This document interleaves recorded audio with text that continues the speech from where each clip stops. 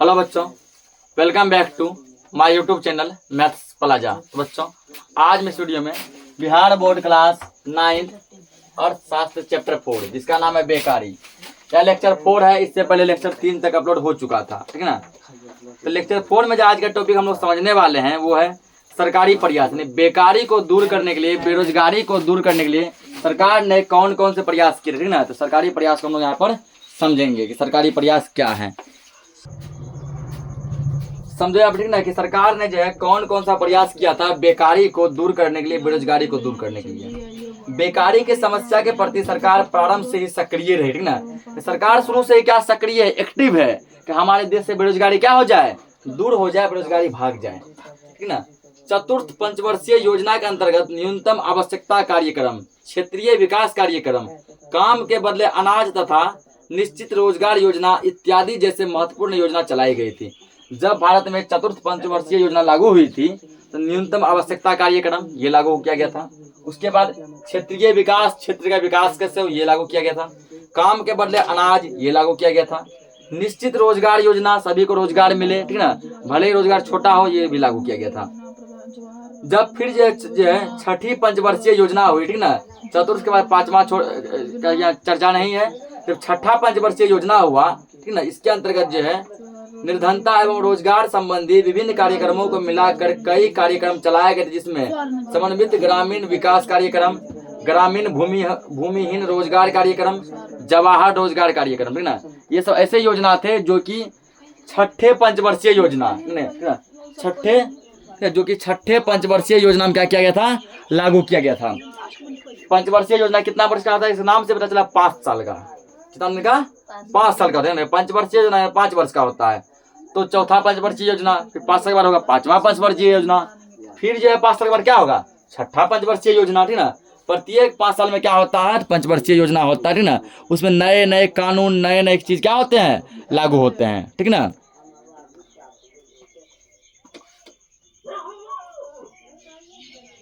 तो चलाए गए थे जैसे कई कार्यक्रम चलाए गए जिसका सीधा प्रभाव बेकारी यानी बेरोजगारी को कम करने पर पड़ा, जिसका मेन उद्देश्य एक ही था, ठीक ना। क्या उद्देश्य था, बेकारी को खत्म करना, या बेकारी को क्या ही बोले जाता है हम लोग, बेरोजगारी भी कहते हैं ना, बेरोजगारी को खत्म करना।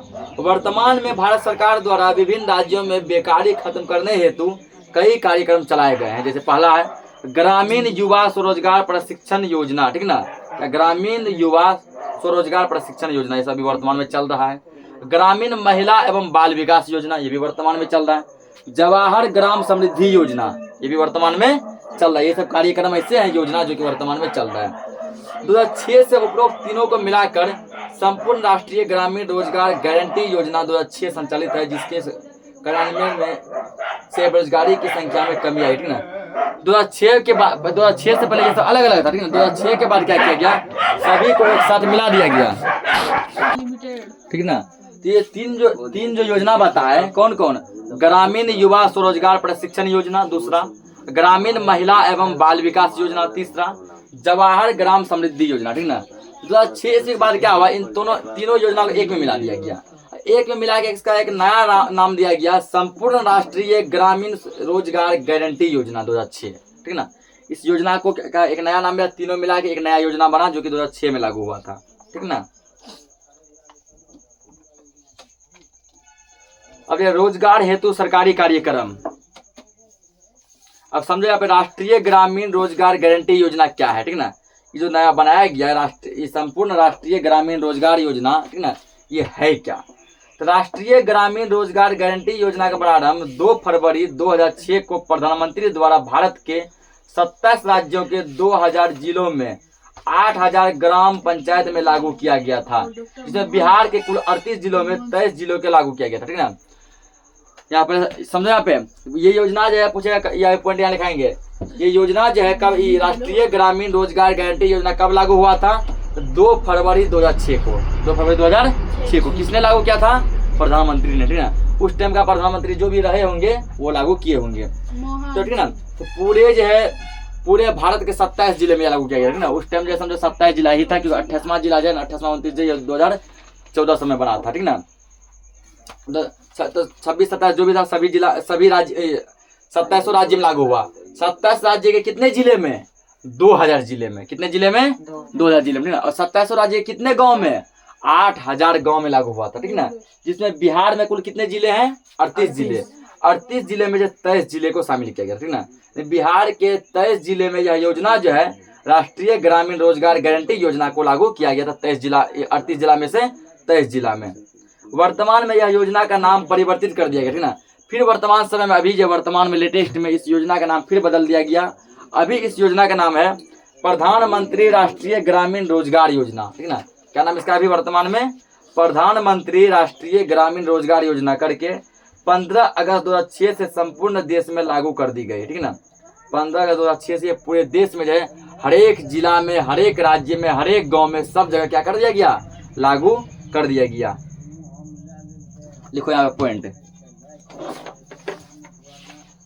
पूछेगा कि कब लागू किया गया था, किसने लागू किया था, ये सब पॉइंट यहाँ पे पूछ सकता है, ठीक ना। ठीक है, यहाँ मुख्य बिंदु।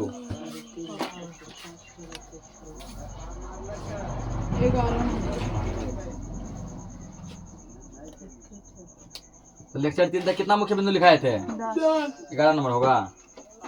11वां लिखेंगे यहाँ पे। राष्ट्रीय ग्रामीण रोजगार गारंटी योजना,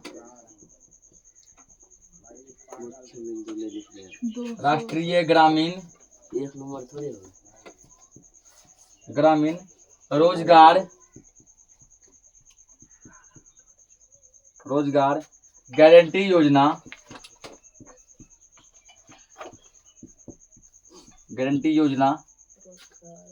योजना का प्रारंभ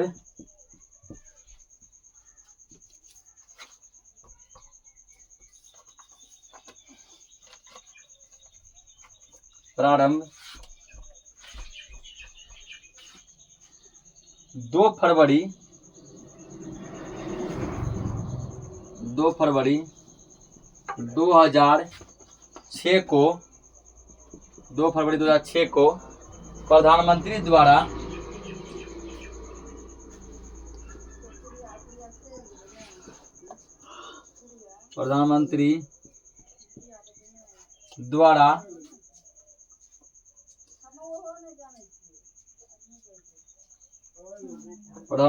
भारत के 27 राज्यों के 3-4 पॉइंट को क्या मेंशन करते हैं, ठीक है। 27 राज्यों के 2000 जिलों में 2000 जिलों में, ठीक है। उसके बाद 2000 जिलों में 80,000, ये 8,000 नहीं था, 80,000 था। 80,000 ग्राम पंचायत में 80,000 ग्राम पंचायत में लागू किया गया था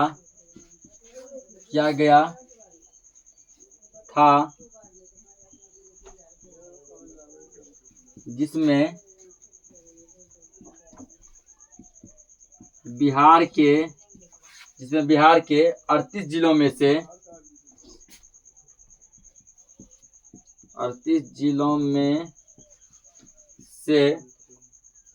23 जिलों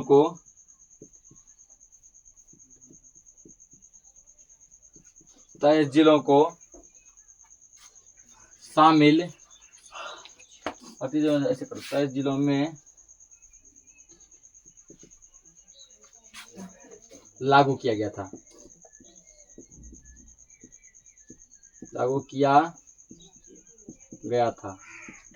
नोट करो इस पॉइंट को पहले। देखो पॉइंट को समझो इसको, ठीक ना। 4-5 पॉइंट जैसे मेंशन है। पहला क्वेश्चन जब पूछेगा तुमको कि राष्ट्रीय ग्रामीण रोजगार गारंटी योजना, ठीक ना, कब प्रारंभ किया गया था? ये योजना कब प्रारंभ हुआ था? 2 फरवरी 2006 ईस्वी को।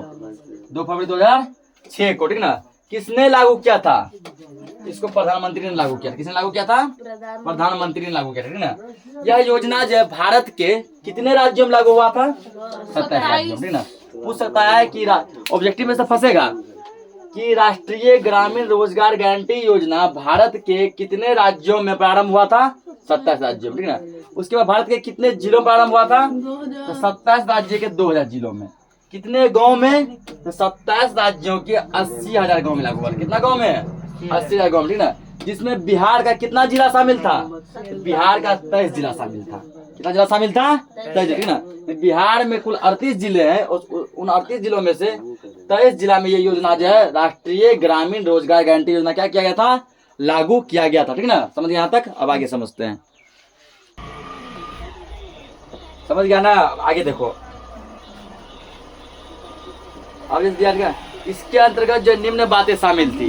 ये जो रोजगार जो था राष्ट्रीय ग्रामीण रोजगार गारंटी योजना, ठीक ना, इसका नाम क्या हुआ? इसका नाम बाद में बदल दिया गया। बाद में बदल के इसका नाम बन गया प्रधानमंत्री राष्ट्रीय ग्रामीण रोजगार योजना, ठीक ना। प्रधानमंत्री राष्ट्रीय ग्रामीण रोजगार योजना, ठीक ना। तो पूछेगा कि राष्ट्रीय ग्रामीण रोजगार गारंटी योजना का नाम बदलकर क्या कर दिया गया? तो प्रधानमंत्री राष्ट्रीय ग्रामीण रोजगार योजना, यह नाम क्या कर दिया गया? बदल के कर दिया गया, ठीक ना। जो कि 15 अगस्त 2006 से संपूर्ण देश में लागू कर दिया गया। पूरे देश के एक एक राज्य, एक एक जिला, एक एक गांव में हर जगह क्या कर दिया गया? लागू कर दिया, ठीक ना। तो इसके जो है निम्न, इस योजना के अंतर्गत आदमी को क्या क्या लाभ मिलने वाला था, ठीक ना। इस योजना के अंतर्गत आदमी को क्या क्या लाभ मिलने वाला था, ये पर लिख लो। तो इसका नाम बदल क्या कर दिया गया था? ये पूछ सकता है यहाँ से। ये राष्ट्रीय ग्रामीण रोजगार गारंटी योजना 12 नंबर, राष्ट्रीय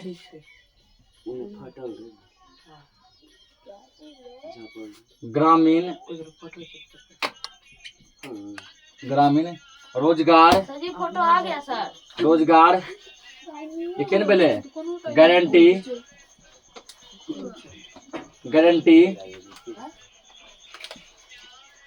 योजना का अल्लाह कीजिए नाम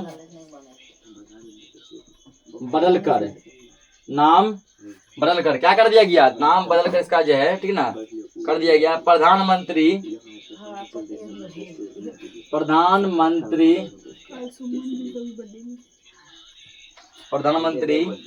राष्ट्रीय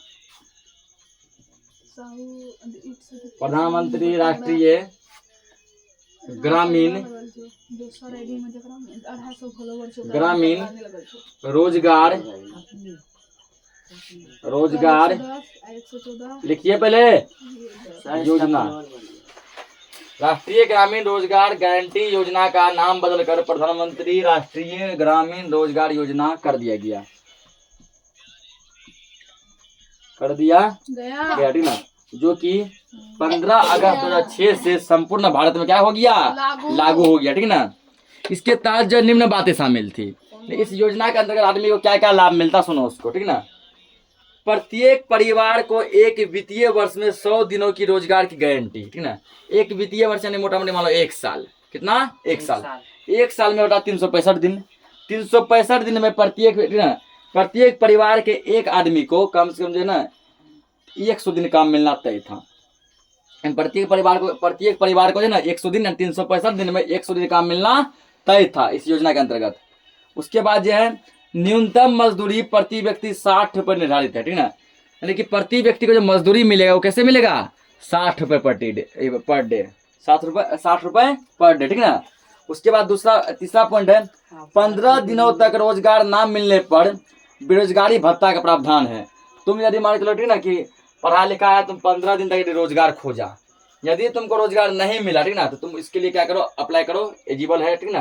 तो प्रधानमंत्री राष्ट्रीय ग्रामीण रोजगार योजना के तहत अगर तुमको 15 दिन के अंदर काम नहीं मिला, तुमको बेरोजगारी भत्ता मिलेगा। सरकार के द्वारा तुमको घर बैठे बैठे क्या मिलेगा? बेरोजगारी भत्ता मिलेगा, यानी कि घर बैठे बैठे तुमको फ्री में रुपया मिलेगा, ठीक ना। रोजगार में 33% महिलाओं की भागीदारी। इसके तहत जो है महिलाओं का परसेंटेज कितना था? 33%। 33% महिला के लिए आरक्षित कर दिया गया था। बाकी जो सीट बचा वो पुरुष के लिए और सब अलग अलग कैटेगरी के अलग अलग जाति के लिए था। कार्य के दौरान श्रमिक की आकस्मिक मृत्यु होने पर 25,000 रुपये क्षतिपूर्ति के रूप में दिया जाएगा। अगर जो इस योजना के अंतर्गत कोई व्यक्ति काम करता है, ठीक ना, उस काम के दौरान यदि उस आदमी की मृत्यु हो जाती है तो 25,000 टका उस आदमी के परिवार वालों को क्षतिपूर्ति के रूप में दिया जाएगा। ठीक ना। ये सब इस योजना के अंतर्गत था। अब समझो अगर ये सब था सरकारी प्रयास, अब समझेंगे गैर सरकारी उपाय। गैर सरकारी उपाय, ठीक ना, यानी कि ऐसे कौन कौन से उपाय है जिस जिस उपाय के तहत हम लोग जो है बेरोजगारी को दूर कर सकते हैं। तो भारत में बेकारी के स्वरूप और कारणों को देखते हुए इसका निर्धारण केवल सरकारी प्रयासों से संभव नहीं है, बल्कि इसे दूर करने के लिए सामुदायिक स्तर पर समूह बनाकर स्वरोजगार के अवसर उत्पन्न कर तथा कई गैर सरकारी संगठनों वो स्वयं सहायता समूह बनाकर किया जाना चाहिए, ठीक ना। कहता है कि बेरोजगार भारत में इतना ज्यादा है, ठीक है, इतना ज्यादा बेरोजगारी दिन प्रतिदिन बढ़ता जा रहा है कि केवल सरकारी प्रयास से यह दूर नहीं होगा।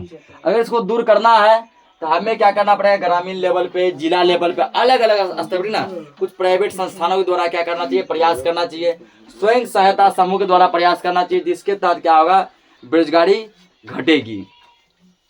वर्तमान में गैर सरकारी उपाय में ग्रामीण स्तर पर बेकारी दूर करने के कई सरल एवं सुगम उपाय अपनाए गए जो निम्न है। तो गैर सरकारी प्रयास में जो पहला उपाय है वो है, ठीक ना, कुटीर उद्योगों का विस्तार। कुटीर उद्योगों का विस्तार, ठीक ना, छोटे उद्योग को किस प्रकार हम लोग है ना बहुत आगे तक लेकर जा सकते हैं। तो कुटीर उद्योग का विस्तार इसमें समझो, छोटे छोटे उद्योग जिनमें मशीन का कम प्रयोग हो और कम पूंजी पर चलाए जाते हो, उस उद्योग को कुटीर उद्योग कहते हैं। अब यहाँ लिखो कुटीर उद्योग किसे कहते हैं, ये हो गया, सब मिटाते हैं इसको, लिखो यहाँ पे कुटीर उद्योग, ठीक ना, इसका डेफिनेशन लिखो फिर समझना। तो छोटे छोटे उद्योग,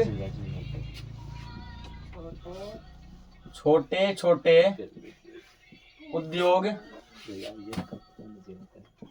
उद्योग जिनमें मशीन का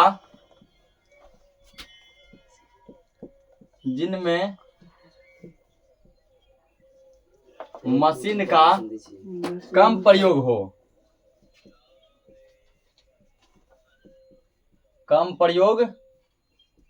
हो, ठीक ना,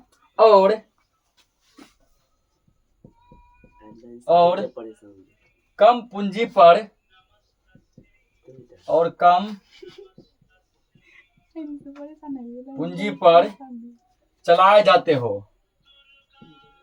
और कम पूंजी पर चलाए जाते हो, उस उद्योग को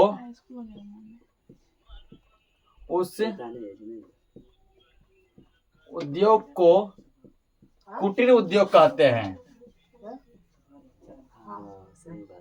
कुटीर उद्योग कहते हैं, ठीक ना, नोट करो इसको,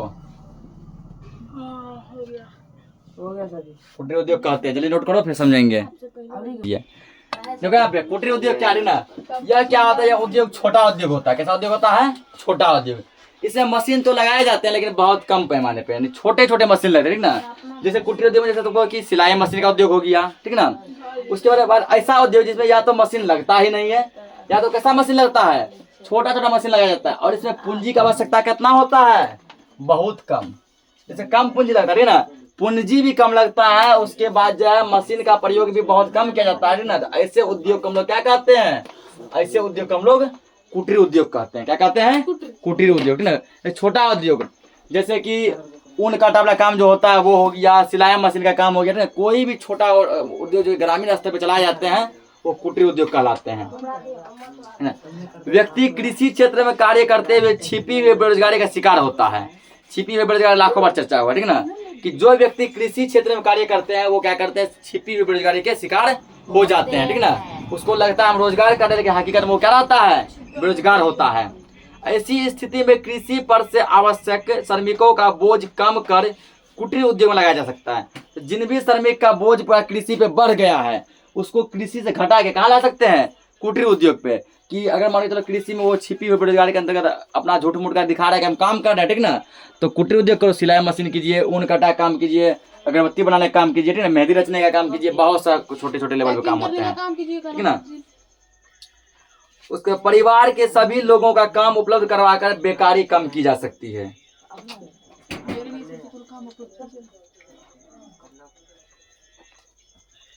आगे दूसरा पॉइंट है स्वरोजगार। दूसरा पॉइंट क्या है, स्वरोजगार, ठीक ना। भारत में व्यापक रूप में फैली बेकारी को दूर करने का सबसे प्रभावकारी उपाय स्वरोजगार का निर्माण है। यानी कि सबसे जो प्रभावकारी उपाय है, जो इफेक्टिव उपाय है, वो क्या? स्वरोजगार का निर्माण। स्वरोजगार का निर्माण, अगर इस उपाय को यदि अपनाया जाए तो शायद बेकारी यानी बेरोजगारी दूर हो सकती है। इसमें व्यक्ति अपने स्तर से संसाधन जुटाकर रोजगार सृजित करता ही है, साथ ही साथ स्वरोजगार को बढ़ावा भी देता है। स्वरोजगार मतलब अपने लिए खुद रोजगार को ढूंढना और उस रोजगार के लिए अपने आप को इजिबल बनाना, ठीक ना, बढ़ावा देता। अनेक योजनाओं के द्वारा भी पूंजी एवं प्रशिक्षण की व्यवस्था की जा रही है। बहुत सरकार द्वारा या फिर गैर सरकार द्वारा बहुत सारे ऐसे योजना चलाए जा रहे हैं जहां से तुम लोन उठा कर, ठीक ना, तो अपना खुद का रोजगार खोल सकता है, अपने बेरोजगारी को दूर कर सकता है। इस कारण ग्रामीण बेरोजगार और शहरी बेरोजगारों में तेजी से कमी आ जा रही है।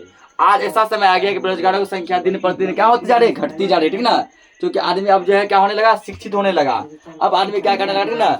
उसके बाद सरकार भी बहुत सारे ऐसे प्रयास किए कि अलग अलग थ्रू से आदमी को लोन देने लगा, ठीक ना। बहुत सारे प्राइवेट ऐसी संस्था है जो लोन देती है, स्वयं सहायता समूह जो क्या करती है? लोन देती है। आदमी इन सब जगह लोन उठाकर स्वरोजगार, अपना खुद का रोजगार खोलता है और अपने बेरोजगारी को दूर भगाता है, ठीक है ना। अब देखो यहाँ बेकारी का प्रभाव, बेरोजगारी का हम प्रभाव हमारे जीवन में क्या क्या पड़ा। सबसे पहले लिखेंगे बेकारी का सामाजिक प्रभाव, ठीक है ना। सामाजिक प्रभाव, क्या क्या सामाजिक प्रभाव पड़ा तो लिखेंगे इसको। यहाँ पे बेकारी का सामाजिक कारण ना, सामाजिक प्रभाव यानी कि हमारे बेरोजगार व्यक्ति के कारण हमारे समाज पर क्या क्या प्रभाव पड़ता है, ठीक ना, उन प्रभावों को लिखना है। बेरोजगारी यानी बेकारी, ठीक है, बेकारी बोलो या फिर बेरोजगारी बोलो, इसके कारण समाज पे क्या प्रभाव पड़ता है। पहला प्रभाव लिखिए, पहला प्रभाव लिखो, जनशक्ति संसाधन की बर्बादी। जनशक्ति संसाधन की बर्बादी, ठीक ना। अगला लिखना है हीन भावना का जन्म। जन स्वराज पोस्टर की बर्बादी। हीन भावना का जन्म,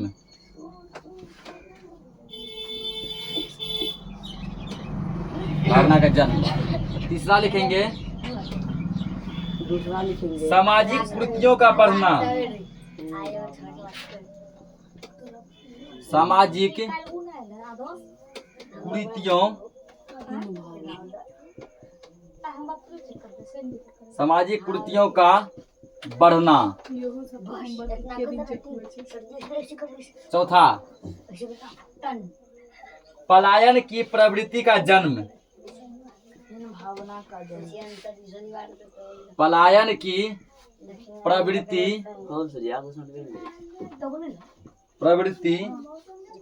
का जन्म, ठीक है। ये चार कारण आप चारों को हम लोग समझेंगे। पहला क्या? जनशक्ति संसाधन की बर्बादी, ठीक ना। इसमें क्या है? बेरोजगार के कारण मानव शक्ति का दुरुपयोग होता है। जैसे कृषि के क्षेत्र में एक परिवार के 4 लोग खेत में काम कर रहे होते हैं और पुनः उसी परिवार के अन्य सदस्य काम करने लायक हो जाते हैं तो वे भी उसी खेत में अपना सहयोग देना शुरू कर देते हैं, जिसके कारण सीमांत उत्पादकता में वृद्धि नहीं होती है। जनशक्ति संसाधन की बर्बादी मतलब हुआ, ठीक ना, कि ये मोटा मोटी सब छिपी हुई बेरोजगारी की चर्चा कर रहा है कि जिस परिवार में मान लो 4 व्यक्ति का काम है, उस परिवार में मान लो 8 आदमी हैं, 4 आदमी में बच्चे हैं, और जब वो चारों आदमी भी काम करने के लायक हो गया, वो भी क्या करने लगा? अपने ही खेत में काम करने लगा, अपने ही खेत में काम करने लगा। खेत तो उतना ही है, लेकिन जो ना, लेकिन जो यहाँ पे मजदूरों की संख्या थी ना, कर्मचारियों की संख्या क्या हो गई? बढ़ गई। वो 4 से कितनी हो गई? 8 हो गई, जबकि 4 आदमी मिलकर भी उतना काम को किया जा सकता था। 4 आदमी क्या कर रहा है? अपनी शक्ति को बर्बाद कर रहा है, ठीक ना। वो अपना ये शक्ति, ये हौसला, ये जज्बा कहीं और जाके दिखा सकता है कि अपने खेत में क्या कर रहा है, वो जो है अपने हौसले को, अपने शक्ति को दबा रहा है और छिपी हुई बेरोजगारी को जन्म दे रहा है।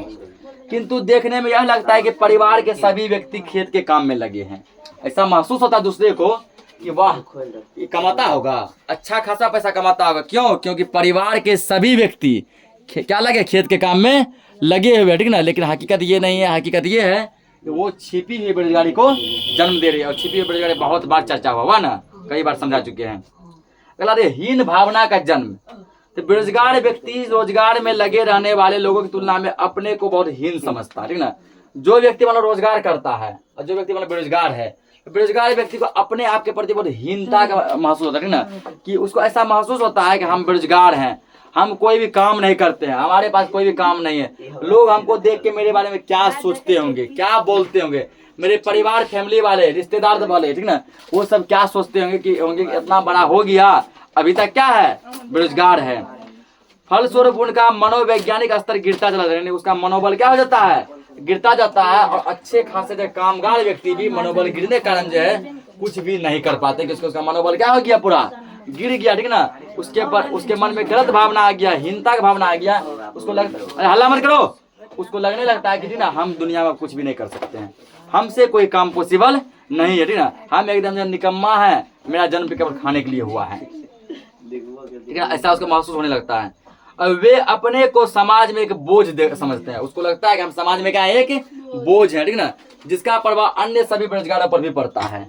दूसरे बेरोजगार जब उसको देखते हैं तो उसके मन में भी ऐसा ही सोच आता है। तीसरा पॉइंट, सामाजिक कुरीतियों का प्रभाव। तो बेरोजगारी के कारण चोरी, डकैती, छीना झपटी, ठगी, दहेज इत्यादि जैसे गलत प्रथा का जन्म के बीच होता है, जिसका प्रभाव समाज के ऊपर पड़ता है। अगर समझो व्यक्ति रोजगार करेगा, कोई मान लो बैंकिंग में जॉब है, किसी को अपना बिजनेस है, कोई खेती कर रहा है, कोई कहीं मान लो नौकरी कर रहा है, तो क्या ऐसा व्यक्ति कभी चोरी डकैती करेगा, नहीं करेगा, ठीक ना। सामाजिक कुरीतियों का बढ़ना है, लोग गलत काम क्यों करते हैं, क्योंकि वे बेरोजगार हैं। वे क्या है, बेरोजगार। बेरोजगारी के कारण लोग जो है चोरी करता है, डकैती करता है, छीना झपटी करता है, ठगी या दूसरे का पैसा लेके ठग लेता है, बेईमानी कर लेता है, ठीक ना, दहेज लेता है। जो समझो अच्छा खासा मान के तो लाख रुपया महीना कमा रहा है, क्या वो दहेज मांगेगा, नहीं, ठीक ना। अब मान लो 5 लाख दहेज मांगा, वो 5 महीना कमाए उसका, ठीक ना, तो काहे मांगेगा, काहे अपना इज्जत गिराएगा। तो ये सब तब होता है जब क्या होता है, समाज में बेरोजगारी बढ़ती है। तो बेरोजगारी बढ़ने के कारण सामाजिक कुरीतियों का बढ़ना, यानी कि लोग गलत गलत काम करने लगते हैं। अगला है, अरे हल्ला मत करो, जिसको नहीं पढ़ना घर जाओ। पलायन की प्रवृत्ति का जन्म, ठीक है ना, पलायन की प्रवृत्ति का जन्म। व्यक्ति बेरोजगार होने के कारण रोजगार की खोज में पैतृक स्थान छोड़कर अन्य स्थान जाने को मजबूर हो जाते हैं। पलायन किसको कहते हैं, जैसे मान लो हम लोग बिहार में, ठीक ना, बिहार में हमको कोई काम नहीं मिला, कोई काम नहीं मिला तो हम लोग काम की तलाश में मान के चलो लुधियाना गए, पंजाब गए, ठीक ना, कहीं और अदर स्टेट गए। अपना पैतृक पैसा जहाँ पर कि समझो परदादा दादा पापा सब जो इतना दिन से बसे, हम उस जगह को छोड़कर कहीं और चले गए, किसकी तलाश में, काम के तलाश में। पलायन की प्रवृत्ति भी कब आती है, जब व्यक्ति क्या रहते हैं, बेकार रहते हैं, यानी बेरोजगार रहते हैं, ठीक ना, जिसके कारण वे अपने घर, परिवार, समाज और संस्कृति से दूर चले जाते हैं, ठीक ना, अपने घर से दूर, समाज से दूर, अपनी संस्कृति से दूर, हर जगह से कहाँ चले जाते हैं, दूर चले जाते हैं। साथ ही साथ में कई स्तर पर भी उपेक्षाओं का सामना करना पड़ता है, जिसके फलस्वरूप वे कम मजदूरी में काम करने को विवश हो जाते हैं। मान लो बिहार से बाहर गया, बाहर भी उसको काम नहीं मिला, अब वे सोचते हैं फिर से लौट के हम अपना घर जाएंगे तो वहाँ क्या मुंह दिखाएंगे, क्या बोलेंगे, हमको बाहर भी काम नहीं मिला। तो बहुत कम से कम मजदूरी में भी वे बाहर में काम करने के लिए क्या हो जाते हैं, विवश हो जाते हैं और काम को करते हैं। बिहार में ऐसी स्थिति ज्यादा देखी जाती है। सबसे ज्यादा पलायन की स्थिति कहाँ है, बिहार में। नहीं, पलायन मतलब सबसे ज्यादा ना बिहारी ही कहीं अदर स्टेट काम करने के लिए जाते हैं। अतः पलायन अस्थायी रोजगार गारंटी नहीं देता है, यानी पलायन जो है, यानी कहीं जाने से तुम्हारा अस्थायी रोजगार नहीं होता, आज तुम काम कर रहे कल तुम नहीं कर पाएगा। अगला अब है आर्थिक प्रभाव, ठीक है। आर्थिक प्रभाव के बाद तुम्हारा चैप्टर क्या हो जाएगा, खत्म हो जाएगा, ठीक है ना। आर्थिक प्रभाव अब लिखो यहाँ पे, बेकारी का आर्थिक प्रभाव, बेकारी का आर्थिक प्रभाव, सामाजिक प्रभाव समझ गया सब। तो बेकारी को हम लोग बेरोजगारी भी लिखते हैं, यहाँ बेरोजगारी लिख देते हैं, ठीक है ना, ताकि तुम लोग को पता चले कि दोनों एक के नाम है। यहाँ बेकारी लिखे, यहाँ क्या लिख देते हैं, बेरोजगारी। बेरोजगारी का कोई दिक्कत नहीं है। बेरोजगारी का आर्थिक प्रभाव, बेरोजगारी और बेकारी दोनों क्या है, दोनों एक ही वर्ड है, ठीक ना। आर्थिक प्रभाव, अगर तुमको हम बेकारी नाम से लिखा है, बेरोजगारी नाम से पूछा तब भी वही होगा, या बेरोजगारी नाम से लिखा है, बेकारी नाम से पूछ दिया तब भी क्या होगा, यही होगा, ठीक है ना। आर्थिक प्रभाव के रूप में देखो कौन कौन सा प्रभाव देखने को मिलता है। पहला है तुम्हारा प्रति व्यक्ति आय की कमी,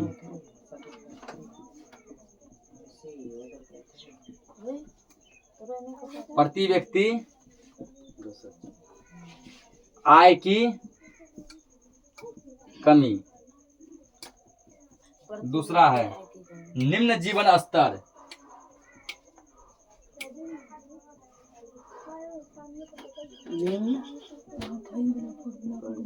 निम्न जीवन स्तर। तीसरा है आर्थिक मंदी का खतरा।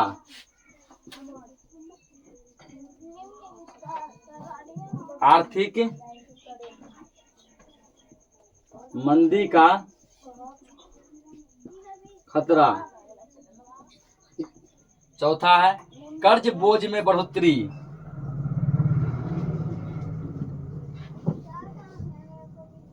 कर्ज बोझ में बढ़ोतरी।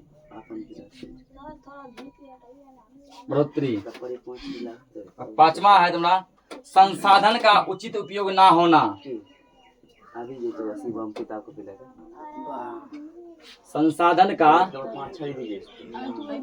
हल्ला मत कीजिए। उचित उपयोग, उचित उपयोग ना होना, ठीक है ना। ये 5 पॉइंट है आर्थिक प्रभाव के, ठीक है ना। ये पहला क्या दिया, प्रति व्यक्ति आय की कमी। तो बेकारी की अवस्था में क्या होता है, प्रति व्यक्ति आय कम रहती है। प्रति व्यक्ति आय कम रहती है, जो व्यक्ति का आर्थिक पक्ष को प्रभावित करता है। आप मान के चलो व्यक्ति का आय ही कम है, वो कमा ही कम रहा है, ठीक ना, उसके यहाँ आर्थिक प्रभाव आएगा कि नहीं आएगा, रुपये पैसे की तंगी होगी कि नहीं होगी, तो बिल्कुल होगी, ठीक ना। दूसरा निम्न जीवन स्तर। अब प्रति व्यक्ति आय में जब कमी होगी तो क्या वो अच्छा जीवन को पालन पोषण कर पाएगा। अधिक कमाएगा तो जीवन भी उच्च लेवल का जीवन जिएगा, ठीक ना, हाई क्वालिटी का जीवन जिएगा। अब वो कमा ही कम रहा है, क्या अपनी आवश्यकता पूर्ति कर पाएगा, नहीं। क्या वो अच्छा जीवन जी पाएगा, नहीं, ठीक ना। जिसके कारण वो रहन सहन, खान पान, वेशभूषा सब कुछ वो मिनिमम निम्न तरीके से करते हैं, ठीक ना। तीसरा है आर्थिक मंदी का खतरा। तो इसका मतलब है किसी अर्थव्यवस्था में संपूर्ण विकास का बेकारी का अहितकर प्रभाव पड़ता है। बेरोजगारी में वृद्धि मंदीग्रस्त अर्थव्यवस्था का सूचक है ना। यानी बेरोजगारी में वृद्धि क्या है, समझो आर्थिक मंदी को जन्म देता है। अगर समझो 2-3 बेरोजगार रहे तो आदमी को काम मिल भी जाए, ठीक ना। अब सब बेरोजगारों की संख्या इतनी जरा बढ़ गई है कि जहाँ पर भी काम मिलने की संभावना है वहाँ पर भी काम क्या हो रही है, नहीं मिल रही है, वहाँ पर मंदी हो गया है। कहता है जैसे कोई आदमी जब बाहर जाता है बोलता है, ठीक ना, जब कॉल करता है पूछता है काम मिला कि नहीं मिला, बोला क्या पता है मंदा चल रहा है, बोलता है ना, मतलब कि काम ही नहीं मिल रहा है। इतना जरा आदमी पहुंच गया, काम ही नहीं मिल रहा है, ठीक है। अगला दिया जैसे संसाधनों का उचित उपयोग ना होना। तो कम पूंजी के कारण प्राकृतिक संसाधनों का उपयोग क्या होता है, सही तरीके से नहीं हो पाता है, जिसके कारण लोग क्या होते हैं, पूरे कर्ज में डूबे रहते हैं हमेशा, ठीक ना, और वो कर्ज से कभी भी मुक्ति नहीं पा पाते। इसी के साथ ये चैप्टर खत्म हो गया, ठीक ना। मिलते हैं हम लोग नेक्स्ट चैप्टर में, तब तक के लिए जय हिंद।